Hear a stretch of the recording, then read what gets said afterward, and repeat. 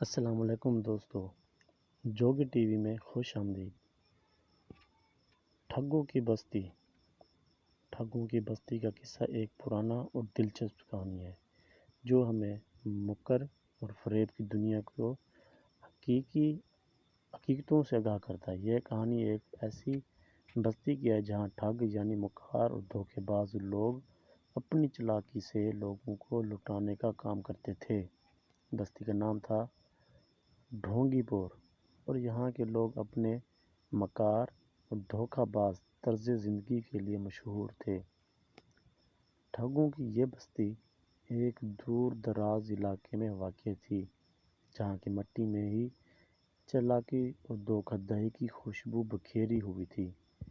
یہاں کے لوگ اپنے فنون لطیفہ سے مسافروں اور تاجروں کو شکار بناتے اور ان کی دولت و مال کو اپنے قبضے میں لے لیتے تھے۔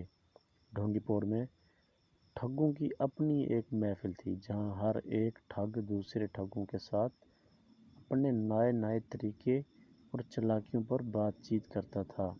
ان کی چالاکیوں میں شامل تھے جعلی تعویذ، جادو اور دوسرے جھوٹے وعدے جو لوگوں کو بہکانے کے لیے استعمال کیے جاتے تھے۔ وہ مختلف بہانوں سے لوگوں کو اپنے جال میں پھنساتے اور ان کی دولت کو ہتھیا لیتے تھے۔ ایک دن بستی میں ایک نیک دل اور سمجھدار مسافر آیا جس کا نام عمران تھا۔ عمران کا مقصد تھا کہ وہ بستی کے لوگوں کی حقیقت جان سکے، ان کی چالاکیوں کو بے نقاب کرے۔ عمران نے فیصلہ کیا کہ وہ ان ٹھگوں کو ان کی اپنی ہی چالاکیوں سے شکست دے گا۔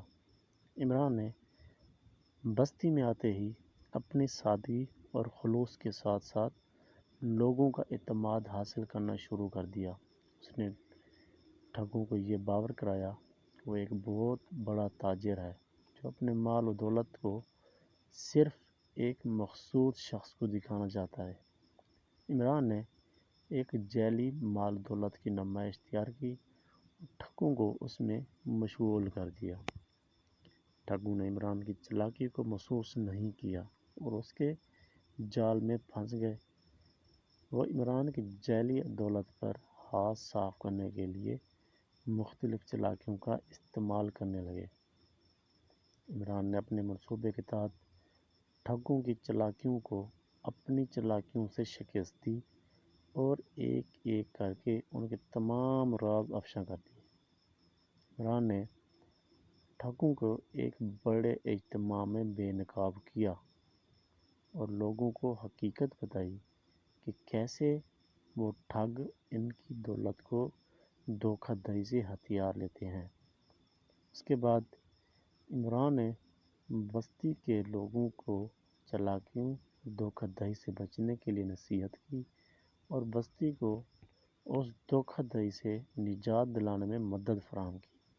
اس کہانی کا پیغام یہ ہے کہ فریب اور دھوکہ دہی ہمیشہ جلد یا بدیر بے نقاب ہو جاتے ہیں اور سچائی اور ایمانداری ہی وہ راہ ہیں جو ہمیں واقعی کامیابی اور سکون عطا کرتی ہیں۔